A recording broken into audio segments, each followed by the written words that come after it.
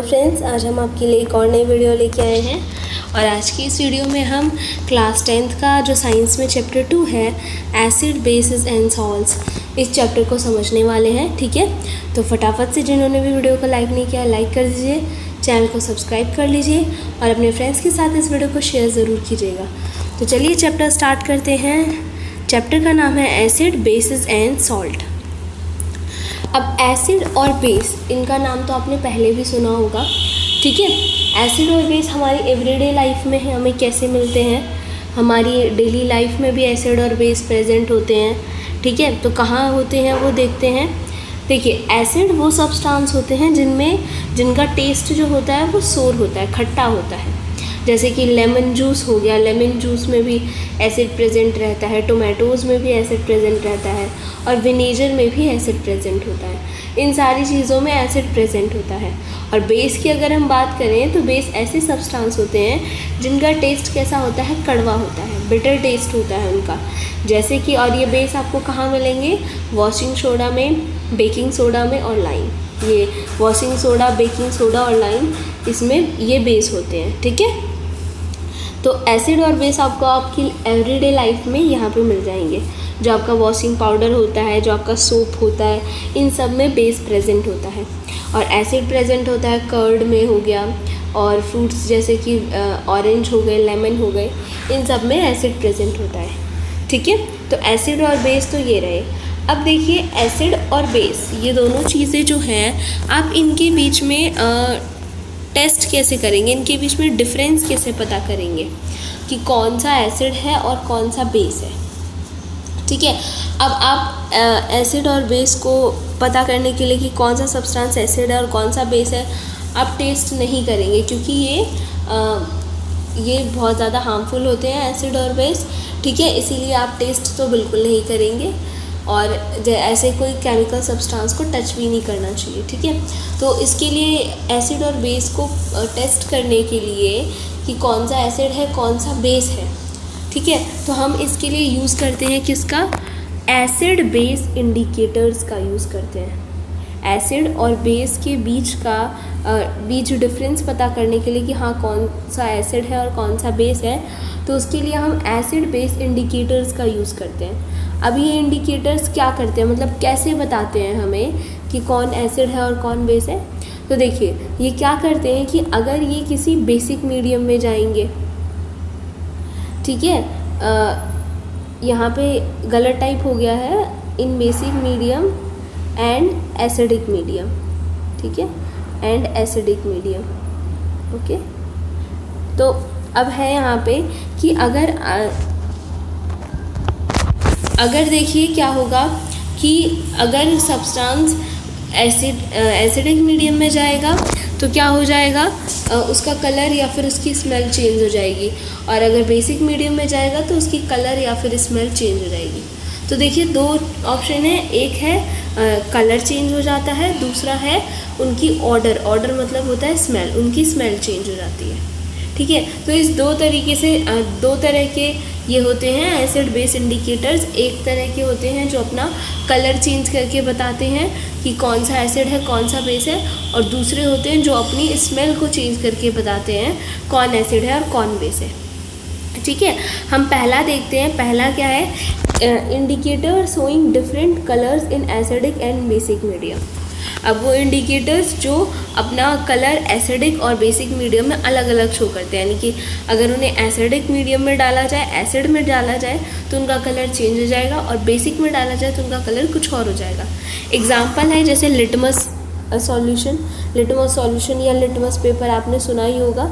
ठीक है, फिनोल्फेथिलीन, methyl orange, ये सब जो हैं ये इंडिकेटर्स हैं जो अपना कलर चेंज करके बताते हैं। अब ये कलर कैसे चेंज करते हैं, देखिए यहाँ पे, ये देखिए, ये इंडिकेटर्स के नाम है और ये इनके कलर। देखिए, न्यूट्रल मतलब होता है नॉर्मल, न्यूट्रल मतलब होता है नॉर्मली वो किस कलर में पाए जाते हैं, तो लिटमस जो होता है वो नॉर्मली पर्पल कलर का होता है। जब हम उसको एसिडिक मीडियम में डालते हैं तो वो किस कलर का हो जाता है, रेड कलर में कन्वर्ट हो जाता है। और जब हम उसे बेसिक मीडियम में डालते हैं तो वो रेड से किस में कन्वर्ट हो जाता है, ब्लू में कन्वर्ट हो जाता है। ठीक है, यानी कि अब तो लिटमस पेपर भी आने लग गए हैं कि अगर आप रेड लिटमस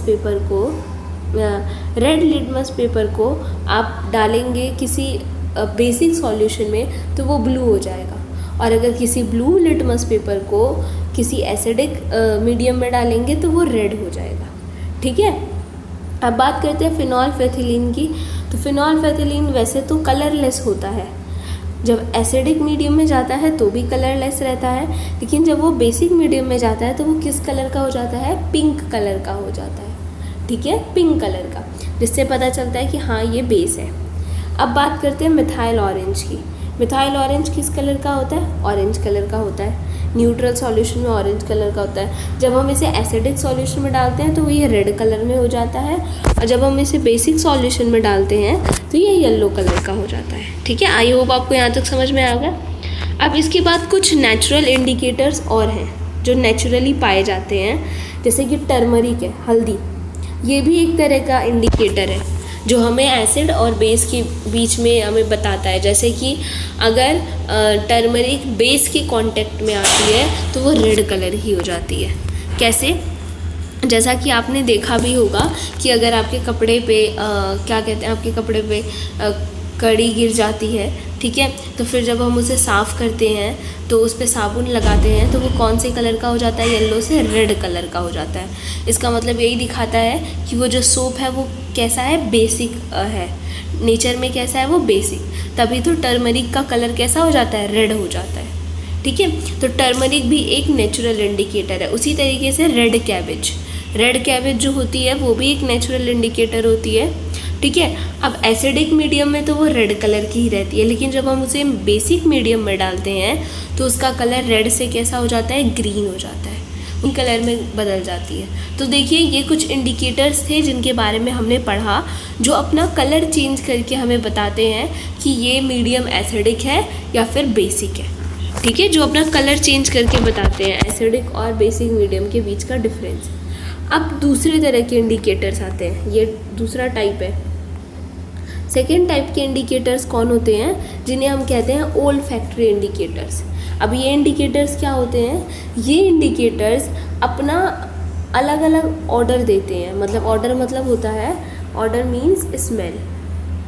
ठीक है, एसिडिक मीडियम में तो जो इनकी स्मेल है वही रहेगी, लेकिन बेसिक मीडियम में इनकी स्मेल चेंज हो जाती है, मतलब कोई स्मेल ही नहीं आएगी। जब भी ये बेसिक मीडियम में जाएंगे ये इंडिकेटर्स, तो इनकी स्मेल गायब हो जाएगी। तो ओल्फैक्टरी इंडिकेटर्स कौन कौन से होते हैं, अनियन और वनीला एसेंस। अगर आप अनियन को किसी बेसिक मीडियम में डालेंगे तो उसकी जो अनियन की स्मेल है ना वो पूरी तरीके से गायब हो जाएगी। वही वनीला एसेंस के साथ भी होता है, जब आप उसे बेसिक मीडियम में डालते हैं तो उसकी स्मेल गायब हो जाती है, जिससे आपको पता चल जाएगा कि हाँ ये सब्सटेंस बेसिक है नेचर में। ठीक है, तो ओल्फैक्टरी इंडिकेटर्स इन्हें कहते हैं जो अपनी स्मेल को चेंज करके एसिड और बेस के बीच का डिफरेंस बताते हैं। ठीक है, आई होप सारा समझ में आ गया होगा। चलिए आगे देखते हैं, आगे बात करते हैं हम एसिड्स की। ठीक है, सबसे पहले एसिड के बारे में पढ़ेंगे, फिर बेस और फिर सॉल्ट। बस इन्हीं तीनों के बारे में हमें अच्छे से पढ़ना है इस पूरे चैप्टर में। तो सबसे पहले एसिड के बारे में पढ़ते हैं। तो देखिए एसिड क्या है, एसिड टेस्ट में कैसा होता है, सोर होता है, खट्टा होता है। ठीक है, और ये इसका काम क्या है, ये ब्लू लिटमस को, जो ब्लू लिटमस पेपर होता है उसको रेड में कन्वर्ट कर देता है। अगर आप किसी भी ब्लू लिटमस पेपर को एसिड में डिप करेंगे तो वो कैसा हो जाएगा, वो ब्लू लिटमस पेपर रेड हो जाएगा। ठीक है, और ये एसिड आपको बहुत सारी चीज़ों में प्रेजेंट मिलेगा, जैसे कि आपके डेली लाइफ की चीज़ों में भी मिलेगा। जैसे ऑरेंज में एसिड होता है, और फिर टोमेटो में एसिड होता है, कर्ड में एसिड होता है, टैमरिंड मतलब इमली में भी एसिड होता है, इन सब में एसिड प्रेजेंट होता है। अब एसिड भी ना दो तरीके का होता है, एक होता है ऑर्गेनिक और एक होता है मिनरल।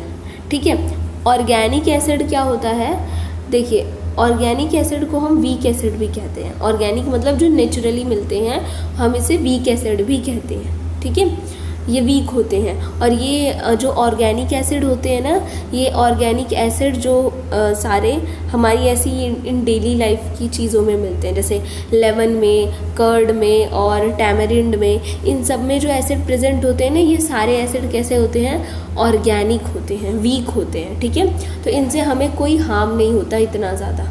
ठीक है, अब दूसरे होते हैं मिनरल एसिड, जिन्हें हम स्ट्रॉन्ग एसिड कहते हैं। इनका यूज़ कहाँ किया जाता है, इनका यूज़ फैक्ट्रीज़ में, लैब में, यहाँ पे किया जाता है। ये एसिड बहुत ज़्यादा स्ट्रॉन्ग होते हैं। ठीक है, और एसिड तो वैसे भी नेचर में कोरोसिव होते हैं, इनकी वजह से मतलब आपकी अगर ये आपकी स्किन पे गिर जाए तो आपकी स्किन जल जाएगी। तो ये स्ट्रॉन्ग एसिड होते हैं, मिनरल एसिड भी कहते हैं उन्हें। और दूसरे होते हैं ऑर्गेनिक एसिड, जिन्हें हम वीक एसिड कहते हैं, जो हमारी इन डेली लाइफ की चीज़ों में भी हमें मिलते हैं। ठीक है, तो अब यहाँ पे मैं आपको कुछ सोर्सेज दिखाती हूँ, और ये देखिए जिसमें कौन सा एसिड प्रेजेंट होता है, ये आपको याद रखना है। जैसे कि ऑरेंज और लेमन में कौन सा एसिड प्रेजेंट होता है, सिट्रिक एसिड। ठीक है, एप्पल्स में कौन सा एसिड प्रेजेंट होता है, मैलिक एसिड। टोमेटोज़ में कौन सा एसिड होता है, ऑक्सैलिक एसिड। टैमरिंड में कौन सा एसिड होता है, टैट्रिक एसिड। सोर मिल्क या फिर कर्ड में कौन सा एसिड होता है, दही में कौन सा एसिड होता है, लैक्टिक एसिड। विनेगर में कौन सा एसिड होता है, एसिटिक एसिड। और प्रोटीन्स में कौन सा एसिड होता है, अमीनो एसिड। ठीक है, तो ये सारे एसिड हैं जो हमारे नेचुरल सोर्सेज में मिलते हैं। ठीक है, और ये सारे ही एसिड क्या होते हैं, वीक होते हैं, ये हमारी बॉडी को हार्म नहीं करते। ठीक है, तो आपको इन सब का नाम याद रखना है, और ये याद रखना है कि कौन से सब्सटेंस में या कौन से फ्रूट में कौन सा एसिड प्रेजेंट होता है। ठीक है, अब देखिए यहाँ पे है एसिड, जितने भी एसिड होते हैं उनका नाम और उनका केमिकल फॉर्मूला। ठीक है, ये मोस्टली यहाँ पे एसिड्स का नाम लिखा है जिनका हम यूज़ करेंगे अभी, जो हमें ज़्यादा देखने को मिलेंगे, तो हमें इनका नाम पता होना चाहिए, इनका केमिकल फॉर्मूला पता होना चाहिए। तो देखिए हाइड्रोक्लोरिक एसिड जो बहुत ही स्ट्रॉन्ग एसिड होता है, इसका फॉर्मूला है HCl। फिर आता है सल्फ्यूरिक एसिड, ये भी एक स्ट्रॉन्ग एसिड है, इसका फॉर्मूला होता है H2SO4। ठीक है, फिर है नाइट्रिक एसिड, ये भी एक स्ट्रॉन्ग एसिड होता है, इसका फॉर्मूला है HNO3।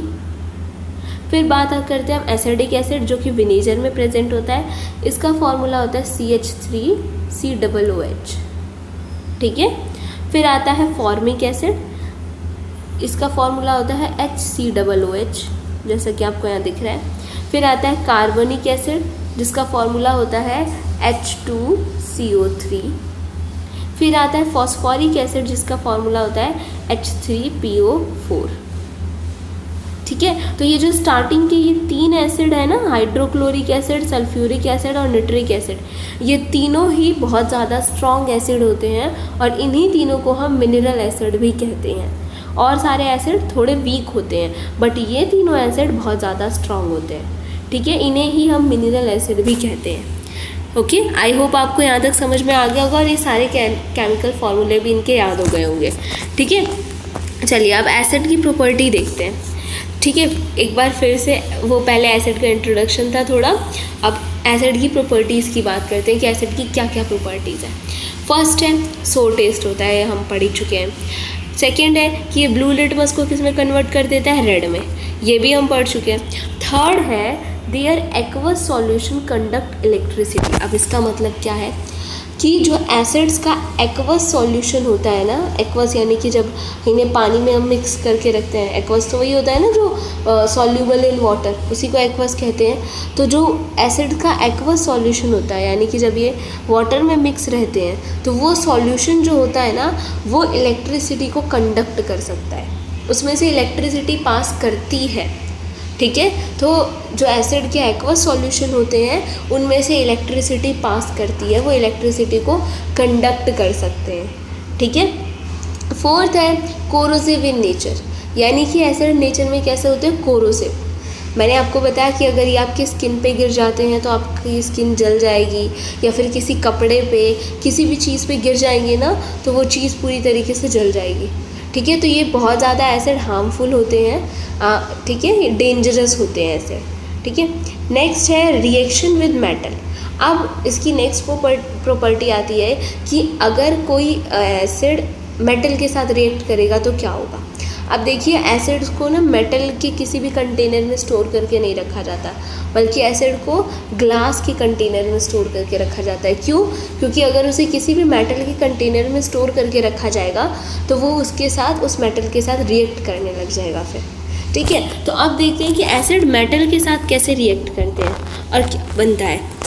तो देखिए मेटल के साथ जब एसिड रिएक्ट करते हैं तो क्या बनाते हैं, मेटल सॉल्ट, यानी कि सॉल्ट बनाएंगे और हाइड्रोजन गैस। ठीक है, हाइड्रोजन गैस बनाएंगे। अब ज़रूरी नहीं है कि सॉल्ट वही सॉल्ट होता है NaCl जो हम खाते हैं, नहीं, बहुत टाइप के सॉल्ट होते हैं। ठीक है, पूरी सॉल्ट की फैमिली हम पढ़ेंगे इस चैप्टर में, कितने तरह के सॉल्ट होते हैं। तो सिर्फ एक वही सॉल्ट नहीं होता जो हम खाते हैं NaCl, बहुत टाइप के सॉल्ट होते हैं। तो जब भी कोई मेटल किसी एसिड के साथ रिएक्ट करता है तो वहाँ पे मेटल सॉल्ट बनता है और हाइड्रोजन गैस वहाँ से इवॉल्व हो जाती है, वहाँ से हाइड्रोजन गैस निकलती है। ठीक है, जैसे कि यहाँ पे एक फॉर्मूला है Zn, जिंक किसके साथ रिएक्ट कर रहा है, H2SO4 सल्फ्यूरिक एसिड के साथ। तो क्या बन रहा है आपका ZnSO4, जिंक सल्फेट, और H2 गैस यहाँ से बाहर निकल गई। ठीक है, अब देखिए ये एक्सपेरिमेंट यहाँ पे किया गया है, ये स्टैंड है, टेस्ट ट्यूब लगाई गई है यहाँ पे, और इसमें क्या कहते हैं, पहले जिंक ग्रेन्यूल्स डाले, फिर डाइल्यूट सल्फ्यूरिक एसिड डाला है इसमें।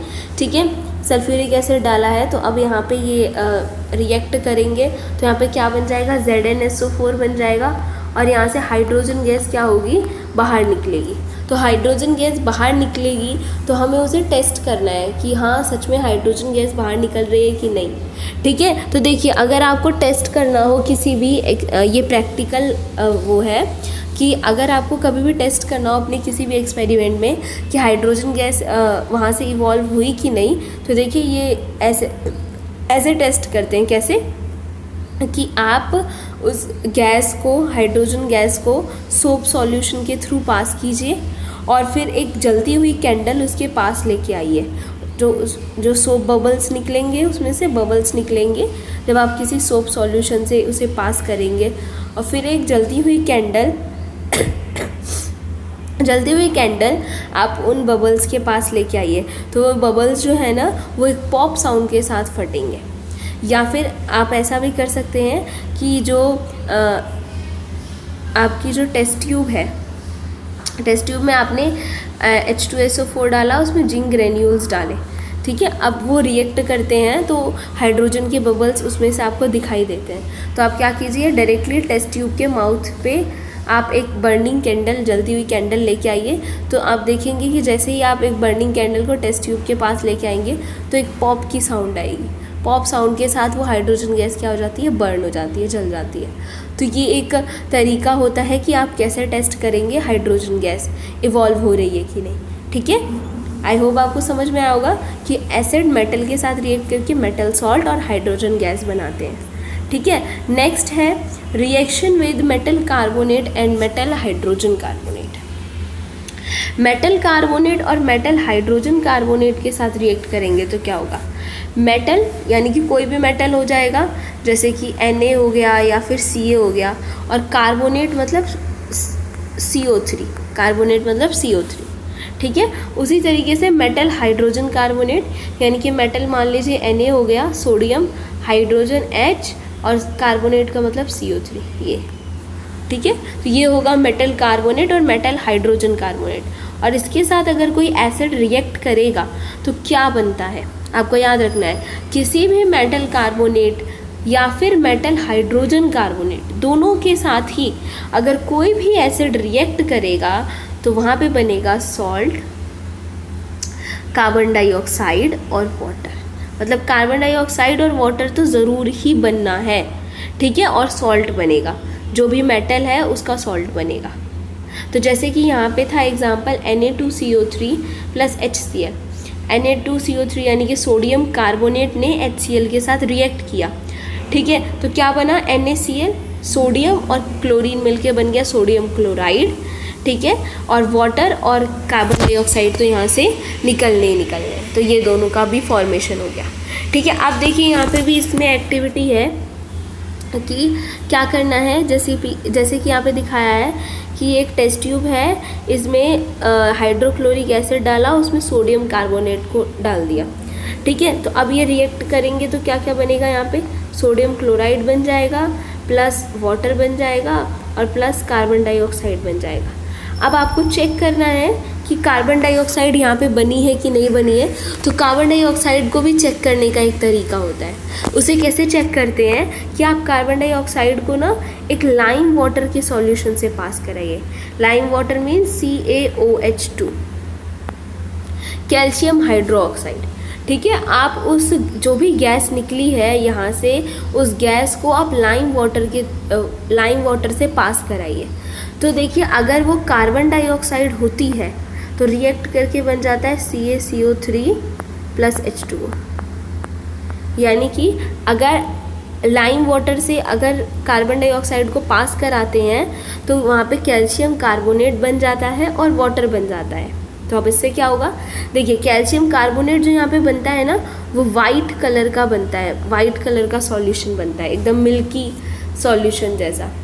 तो इससे आपको पता चल जाएगा कि अगर इसका लाइम वाटर का जो कलर है वो कैसा हो गया, मिल्की टाइप का हो गया, वाइट कलर का हो गया, तो यानी कि ये जो गैस थी वो क्या थी, कार्बन डाइऑक्साइड थी।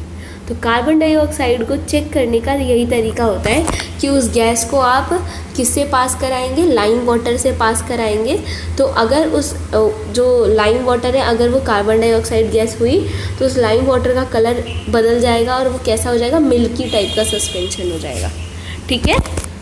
आई होप आपको समझ में आया होगा। नेक्स्ट है रिएक्शन विद बेस। अगर कोई एसिड किसी बेस के साथ रिएक्ट कर जाए, अभी हमने बेस के बारे में ज़्यादा कुछ तो पढ़ा ही नहीं है, लेकिन थोड़ा बहुत तो पता है ना। अगर कोई एसिड किसी बेस के साथ रिएक्ट करे तो वहाँ पे सॉल्ट बनता है और वाटर का फॉर्मेशन होता है। जैसे कि यहाँ पे HCl हाइड्रोक्लोरिक एसिड है, NaOH होता है सोडियम हाइड्रोक्साइड, आपको पता ही होगा। NaOH होता है सोडियम हाइड्रोक्साइड, जो कि क्या है, एक बहुत ही ज़्यादा स्ट्रॉन्ग बेस है, ठीक है। सोडियम हाइड्रोक्साइड एक बेस होता है, और जब ये दोनों रिएक्ट करते हैं तो क्या बनता है, सॉल्ट, यानी कि NaCl बन जाएगा, ठीक है, और वाटर। तो ये चीज़ें बनती हैं हमेशा। कोई भी एसिड किसी बेस के साथ रिएक्ट करेगा तो सॉल्ट और वाटर का फॉर्मेशन होता है, ठीक है। अब नेक्स्ट आता है और लास्ट आता है reaction with metallic oxide. Metallic oxide मतलब जैसे कि Na2O, ये हो गया सोडियम ऑक्साइड CaO, ठीक है, मतलब मेटल और उसके साथ ऑक्सीजन हो, उसे कहते हैं मेटेलिक ऑक्साइड। किसी भी मेटेलिक ऑक्साइड के साथ जब भी कोई एसिड रिएक्ट करता है तो यहाँ पे भी सॉल्ट का फॉर्मेशन होता है और किसका फॉर्मेशन होता है, वाटर का फॉर्मेशन होता है, सेम ऊपर वाले की तरह, ठीक है। जब भी कोई एसिड किसी मेटल ऑक्साइड के साथ रिएक्ट करेगा तो यहाँ पे भी सॉल्ट बनेगा और क्या बनेगा, वाटर बनेगा।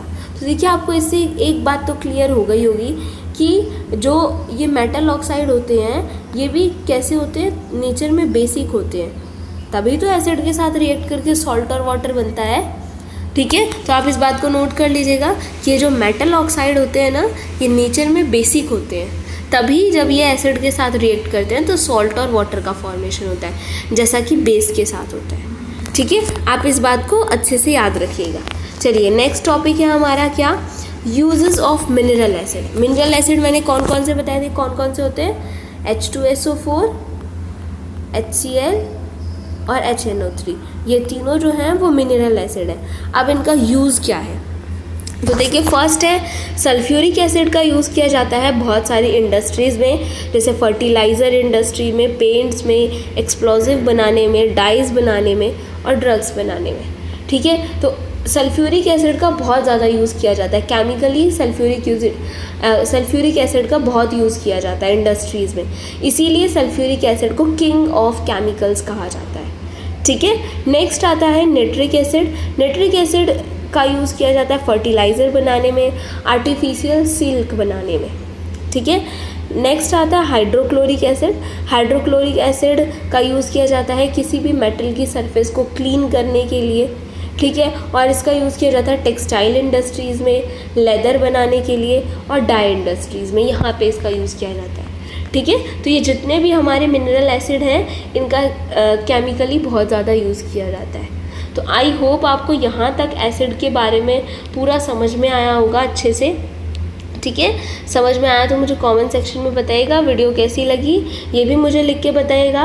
वीडियो अच्छी लगी हो तो वीडियो को लाइक कीजिएगा। अभी तक जिन्होंने भी हमारे चैनल को सब्सक्राइब नहीं किया है तो सब्सक्राइब कर लीजिएगा। अब हम मिलेंगे आपसे अपनी नेक्स्ट वीडियो में, और नेक्स्ट वीडियो में हम एसिड के बारे में और आगे का पढ़ेंगे, इस चैप्टर को कंटिन्यू करेंगे। तब तक के लिए take care and bye bye.